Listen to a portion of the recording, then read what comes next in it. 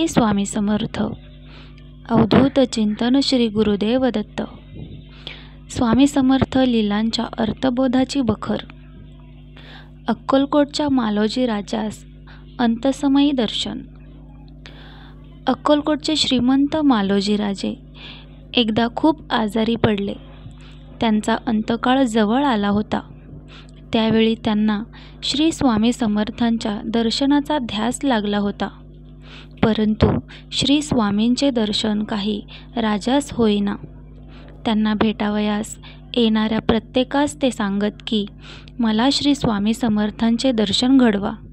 परंतु श्री स्वामी समर्थ मालोजी राजांच्या राजवाड्यात 10-15 दिवस आलेच नाहीत. मात्र राजाच्या अंतकाळी ते अकस्मात राजवाड्यात येऊन त्यांनी मालोजी राजांस दर्शन दिले. श्री स्वामी समर्थांची ती मनोहर मूर्ती पाहता पाहताच राजाने प्राण सोडले. भावार्थ.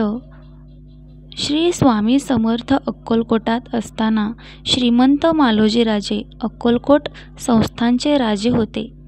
श्री स्वामींवर त्यांची नितांत श्रद्धा होती. श्री स्वामींचेही त्यांच्यावर तितकेच प्रेम होते.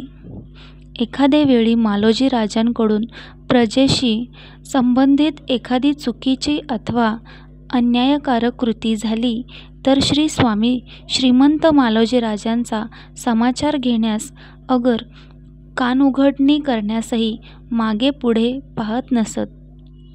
असे असूनही श्रीमंत मालोजी राजाने व त्यांच्या राजघराण्यातील इतर सदस्यांनी स्वामींना सदैव त्यांच्या दैवतासमानच मानले. श्री स्वामींचा सुद्धा त्या सर्वांवर लोभ होता. त्यामुळेच अधूनमधून ते 8-8 दिवस राजवाड्यात मुक्कामास राहत. एक मात्र स्पष्ट दिसते की श्रीमंत मालोजी राजांचे जरी अक्कलकोट संस्थानावर राज्य होते तरी त्यांच्यावरही अधिराज्य श्री स्वामी समर्थांचे होते. इंग्रज अधिकारीही श्री स्वामींचा योग्य तो मानसन्मान राखीत. त्यांच्याशी आब राखून वागत. श्री स्वामींची आणि मालोजी राजांची वरचेवर भेट होत असे. एकदा मालोजी राजे खूप आजारी पडले. त्यांना त्यांचा अंतकाळ जवळ आल्याचे जाणवू लागले होते.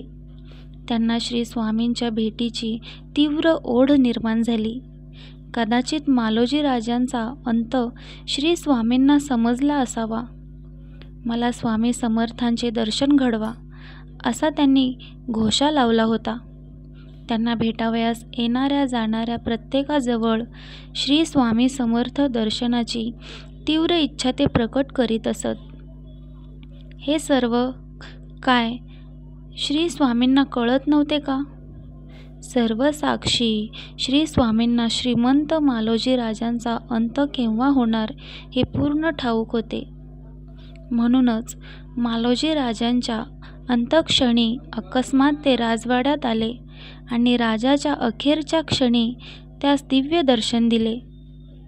राजानेही श्री स्वामी समर्थांचे ते अतिशय मनोहारी स्वरूप पाहिल्यावरच प्राण सोडले. यातून निखळ निष्ठापूर्वक भक्तीची शक्ती किती असू शकते याचा आपण सर्वांनाच आत्मबोध या लीलेतून होतो. श्री स्वामी समर्थ.